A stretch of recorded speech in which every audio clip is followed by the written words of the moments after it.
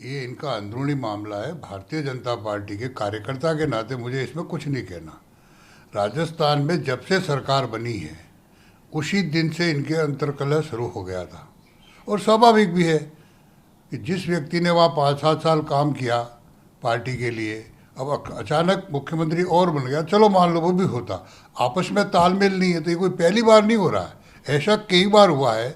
और यही ऐसी घटनाएं हैं जहाँ उप मुख्यमंत्री और मुख्यमंत्री के बेहद तनाव समय समय पर प्रकट होते रहे हैं और उसकी वजह से राजस्थान सफ़र कर रहा है। इनके अंतर्कलह की वजह से राजस्थान का विकास ठप हो गया है। और इसलिए इनका कौन यहाँ है कौन नहीं है, सचिन यहाँ है, दिल्ली है, बम्बई है, उससे भारतीय जनता पार्टी को क्या संबंध है बताइए। देखिए, ये तो हमेशा कहते आए। राज्यसभा के चुनाव के समय एक तरफ तो ये कह रहे थे हमारे पास 125 विधायक है, दूसरी तरफ मुख्यमंत्री इतने डर रहे थे कि कभी भी राज्यसभा के चुनाव में 10 दिन पहले कैंप नहीं होता। हाँ, 1 या 2 दिन पहले कैंप करते हैं, क्योंकि राज्यसभा के चुनाव की वोटिंग प्रणाली बड़ी टिपिकल है। इसलिए नए विधायकों को वोटिंग प्रणाली समझाने के लिए चीज़ होती है तो वो करते। लेकिन पहली बार 10 दिन तक स्वयं बैठ करके, तो उनके मन में भय तो पहले से था। उनको चाहिए थे 102 वोट, 107 तो कांग्रेस के बीएसपी मिलने से हो गए। डर क्यों रहे थे? इनका मतलब उनको खुद को भय है। और भय होने का कारण है, जब वो अपने विधायक दल को कभी घोड़े कहेंगे, कभी बकरा मंडी कहेंगे, तो अपने विधायकों को जब बकरा मंडी कहेंगे तो कहीं ना कहीं देख रहा होंगे ना, उनको दिख रहा होगा, तो संभाले वो अपने घर को। इसलिए अशोक गहलोत जी को अपना घर संभालना चाहिए। और मैं अशोक गहलोत जी नहीं, पूरे देश भर में कांग्रेस की जो आज ये हालत हो रही है उसके कारण वो स्वयं जिम्मेवार है और कोई नहीं है। और हिंदुस्तान की जनता कांग्रेस को बहुत अच्छी तरह से पहचान चुकी है। नहीं, ये तो बहुत पहले कर दिया था। ड्यूरिंग चुनाव ही उन्होंने एसीबी को दिया, फिर एसओजी को दिया। चुनाव को भी अब महीना भर हो गया पूरा।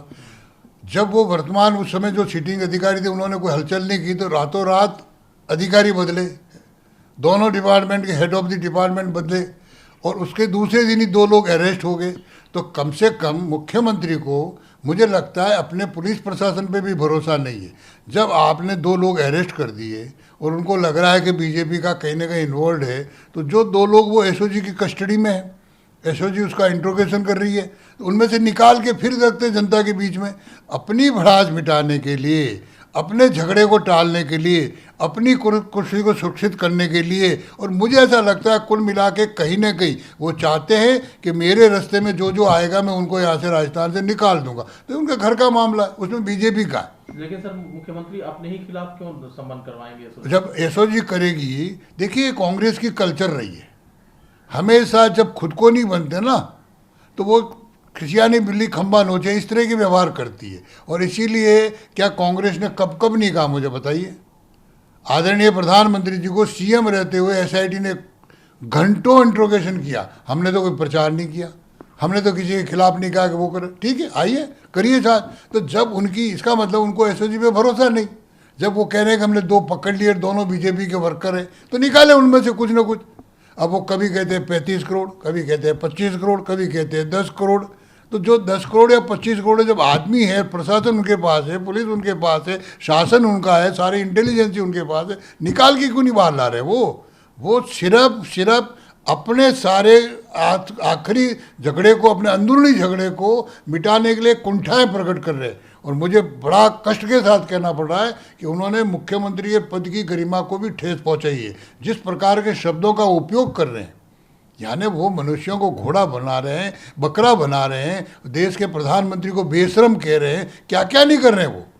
अब वो बाबा किनारे अरुणाचल और मणिपुर और गोवा और मध्य प्रदेश, तो भाई तुम कहाँ थे उस समय? सब तुम संगठन महामंत्री यहाँ रहते हुए से सारी घटनाएं हुई है। इसका मतलब तुम्हारा घर तुम्हारे कब्जे में नहीं है।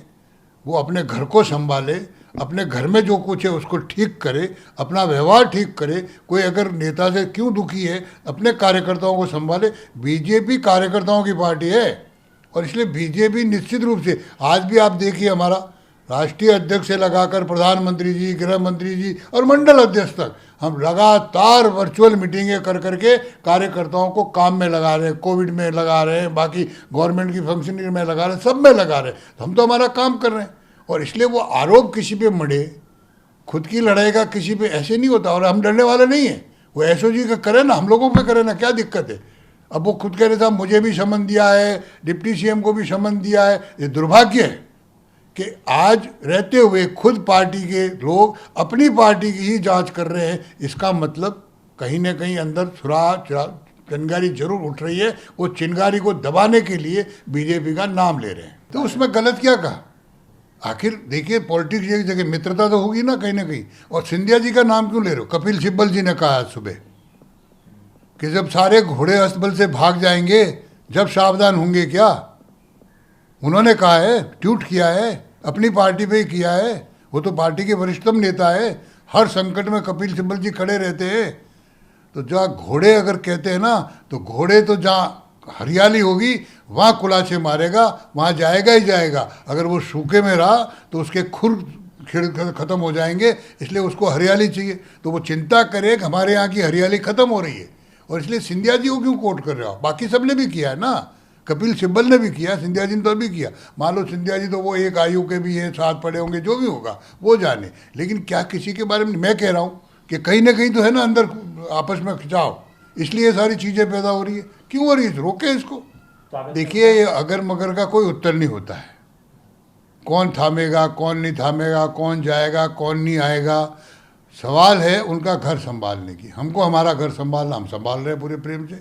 हम हर कार्यकर्ता की चिंता कर रहा। हमारे राष्ट्रीय अध्यक्ष जी सुबह से शाम तक बैठे कार्यालय में, वही संगठन की चिंता कर रहे हैं। हम सरकार अच्छी चले उसकी चिंता कर रहे हैं। तो ये लोग उसकी अपनी करें ना, हमें क्या मतलब। और कोई आकर के हमारा थामे नहीं थामे, अगर मगर, इसका भी क्या पता नहीं। अपन यहाँ बैठे बैठे बाहर क्या हो रहा हमको क्या पता। इसलिए इस विषय में कुछ नहीं कहना मेरा। मैं ये कह रहा हूँ कि कांग्रेस का कुनबा बिखर रहा है। वो कहते ना कि दिल के टुकड़े हुए हजार, कोई यहाँ गिरा कोई वहाँ गिरा। तो उनका दिल के टुकड़े ही गिर रहे हैं, जिनको दिल का टुकड़ा माना है। आखिर वो प्रदेश अध्यक्ष भी है, उनको मंत्री भी बना रखा है, डिप्टी सीएम भी बना रखा है। तो क्या है ये? कहीं ना कहीं खिंचाव है। तो यहाँ के लोग, वहाँ के लोग, और यहाँ के लोग तो उल्टा ये सलाह दे रहे ये घोड़े भाग रहे हैं तुम्हारे यहाँ से। तो इसकी चिंता कांग्रेस को करनी चाहिए, न कि बीजेपी। बीजेपी अपने काम में मस्त है।